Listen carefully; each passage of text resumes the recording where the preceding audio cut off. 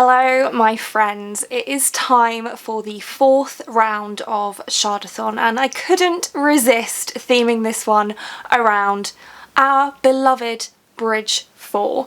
So this is going to be the Bridge 4 round of SHARDATHON and I am once again joined by some really lovely co-hosts. They are Joanna from the channel Joanna Sosa, Jessie from the channel The Bookish Mum, Stephanie from Stephanie's Bookverse, and Elle from the channel Elliot Brooks. I'm very excited to be joined by them. They will all, of course, be linked down in the description bar and they'll be joining me for various things throughout this readathon. I wanted to make this readathon a month-long readathon again because I feel like it gives you an opportunity to really get stuck into lots of prompts if you want to, but you don't have to. And so I'm going to be running this for 4 weeks, but I'm going to span it over 2 months so that it's not so much of a commitment. It's not going to take up as much of your month. So we're actually running this from the 16th of May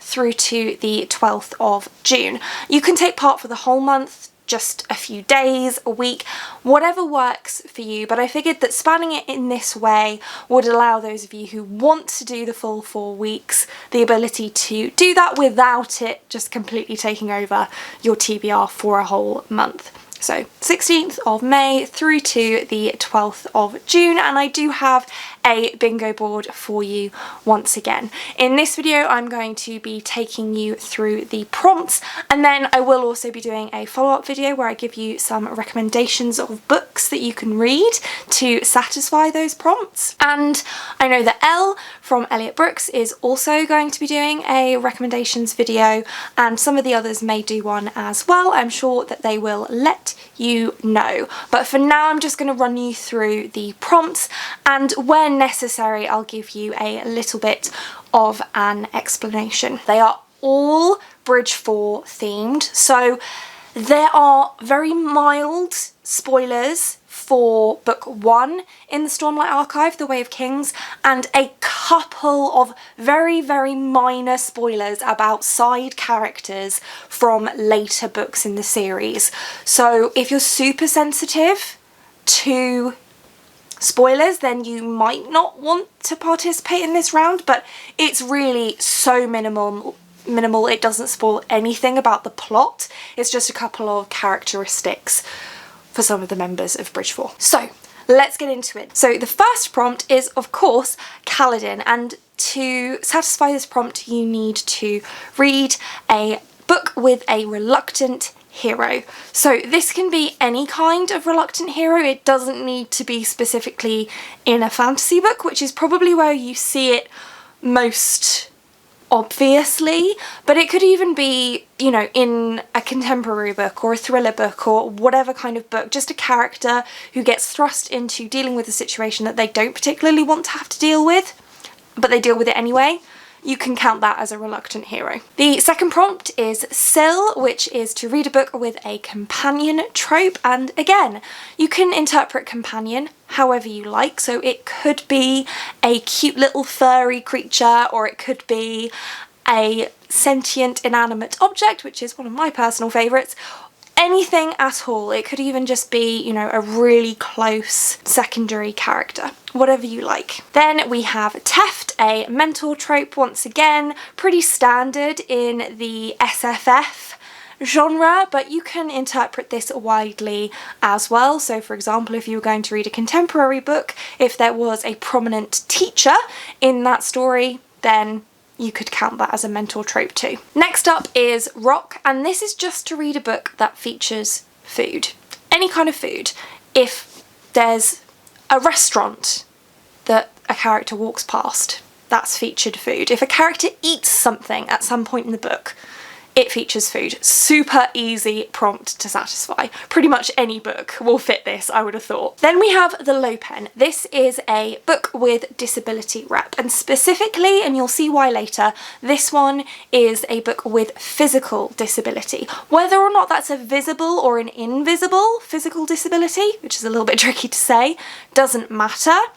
It's just a physical disability. So it could be something like a missing limb, or it could be something like Crohn's disease, like I have. So very, very widely interpretable, but physical disabilities only for this one. Then we have Moash, a revenge trope, and it doesn't have to be the main plot line or a central plot line or even a really particularly significant part of the book. It could just be a small, you know, prank that someone plays on another character to get back at them for something that they've done.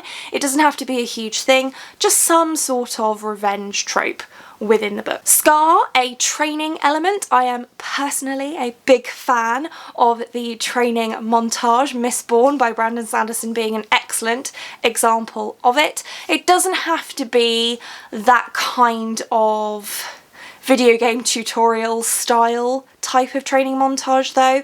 If the character is learning something at some point in the book, or one of the characters is, then that counts as a training montage or a training element. Then we have Sigil, a retelling, fairly straightforward. Then we have Dabbid, neurodivergent rep, which is why I emphasised that for the low pen you want to be reading a book with a physical disability being represented. In this one we're looking for neurodivergence being represented, and that is, again, it's a physical disability because it's something that is caused by perhaps an hormonal imbalance in the brain, but it's a focus on neurodivergence, and this can be very broad. So PTSD, ADHD, anxiety, depression, dyslexia, anorexia, autism, all of these kinds of things, they all come within this neurodiverse category. So for Dabbid, it's a book with neurodivergent rep. Leighton, a second chance read. Again, this is pretty broad. So it could be a book that you started and you had to put down for some reason and you need a reason to get back to it.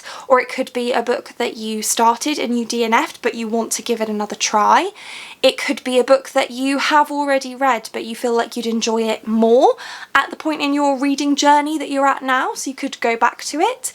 Anything like that, any book that you have experienced in one way or another once before or more, then you're picking it up again for some reason, that counts as a second chance read. Drahi, queer rep, again, pretty straightforward. Anything, any character or side character or even author who falls within the LGBTQIAP2S plus community counts.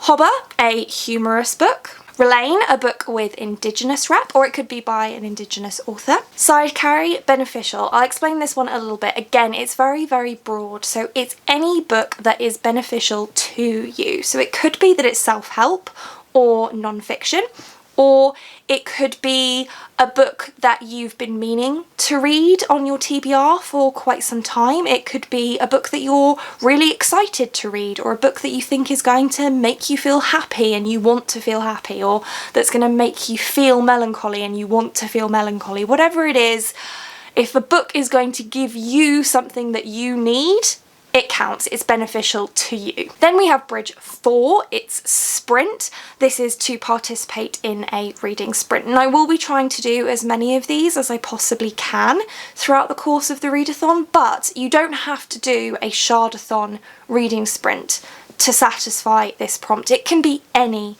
reading sprint on anyone's YouTube, Twitch, Instagram. You can watch it live, you can watch it back later, you could just call a friend and have a Skype reading sprint between the two of you. It really doesn't matter how or when you do this, it's just participate in a reading sprint in whatever way works for you. And then finally we have Chasm Duty, which is a challenging read, and again, challenging to you. So it might be a long book, a short book, a graphic novel, short story, something with super purple prose, something with difficult subject matter, whatever challenging means for you. Not something that's going to stress you out or make it unenjoyable, but something you've perhaps been wanting to read but putting off because it feels like a bit of a challenge. This can be your excuse to get that book read. And it might just be that that one satisfies the beneficial prompt for side carry as well, because of course, as ever, you can double up your prompts as much as you want to. Double up, triple up, any kind of book counts. It could be, as I said, graphic novel or comic, short story, novella, anything that you think counts as a book counts as a book for this, and DNFs count as well. I don't want you pushing yourself to read a book that you're not enjoying just for the sake of satisfying a prompt.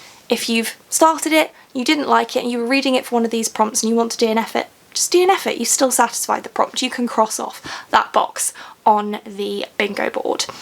And that's it. Those are all of the prompts. I am going to leave a link to the Discord down in the description, so if you haven't joined the Discord yet, do feel free to do that. Again, as I mentioned, all of my lovely co-hosts will be linked down below as well. Thank you so much, Joanna, Jessie, Elle and Stephanie.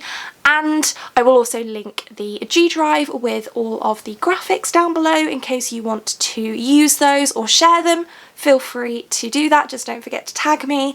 And do let me know if you're going to participate. Are you going to do the whole 4 weeks? Are you going to do the whole bingo board? Are you just going to do a couple of days?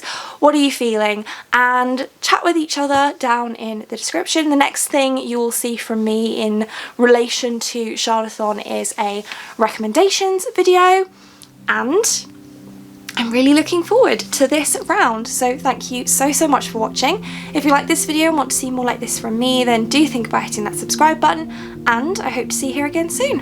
Thanks, bye.